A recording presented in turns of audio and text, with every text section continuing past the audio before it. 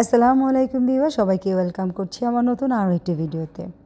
আজকে আমি আপনাদের সাথে শেয়ার করব কিভাবে আপনারা খুব ইজিভাবে লেয়ার কাট করতে পারেন, ফ্রন্ট লেয়ার এবং পিছনের লং লেয়ারটা করতে পারেন খুবই ইজিভাবে। চুলে ময়লা থাকলে অবশ্যই চুলটাকে ভালো করে শ্যাম্পু করে নিতে হবে। তেল দেওয়া চুলের মধ্যে কিন্তু হেয়ার কাট সুন্দর আসবে না, কারণ আপনি যখন কেচি দিয়ে কাটবেন কেচিটা কিন্তু বারবার স্লিপ কাটবে। তো ভালো করে শ্যাম্পু করে নিয়ে এভাবে একটু আধা ভিজা চুলটাকে রাখতে হবে। এরপরে একদম মাঝখান থেকে সোজা একটা সিঁথি করে 4 আঙ্গুল পরিমাণ চুল নিয়ে তারপরে যে দুই পাশ থেকে অল্প অল্প চুল নিয়ে সমান করে ধরে মেজারমেন্ট অনুযায়ী কেটে ফেলবেন। যে পর্যন্ত আপনি চুলটাকে লম্বা রাখবেন ঠিক ওই পর্যায়েই এই চুলটাকে কাটতে হবে। নোজ বরাবর কাটলে কিন্তু আপনার চুলটা একটু শর্ট হয়ে যাবে, আর যদি থুতনি বরাবর কাটেন তাহলে একটু লং থাকবে। তো আমি এখানে কিন্তু নোজ বরাবর কেটে নিয়েছি। এখন এই যে প্রথমে যে গাইডলাইনটা তৈরি করেছি সেই গাইডলাইনের সাথে পিছন থেকে অল্প অল্প চুল নিয়ে এসে সামনের যে চুলটা ছোট করে আগে কেটেছি সেই চুলটার সাথে সমান রেখে চুলটাকে কেটে দিতে হবে। আর এইভাবেই কিন্তু আপনি পিছন থেকে এনেও একদম সমানভাবে ধরে ধরে চুলটা কেটে ফেলবেন। আমি যেভাবে দেখাচ্ছি এর চাইতে ইজি কিন্তু আর কিছুই হয় না।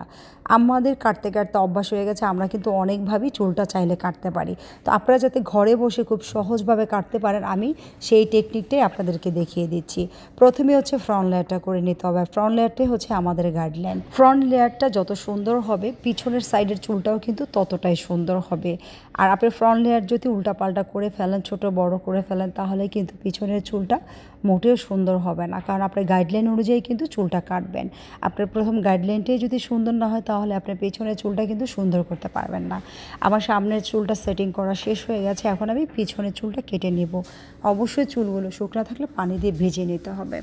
এই যে আমি 2 ভাগ করে নিয়েছি।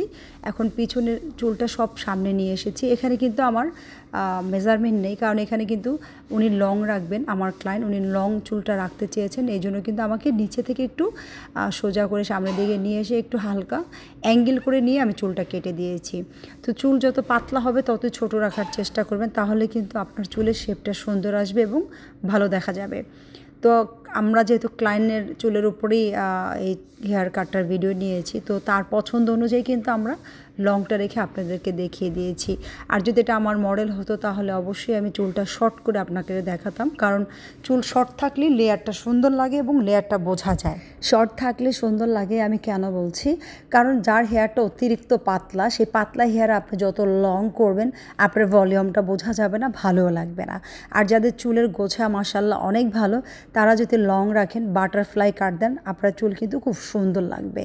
তো এই তো এখন উপরের দিক থেকে একটু গোল করে রাউন্ড করে চুলটা উঠে এভাবে একটু সমান করে কেটে দিবেন, তাহলে আপনার লেয়ারের স্টেপগুলো আরও বেড়ে যাবে, খুব সুন্দর লাগবে। আল্লাহ।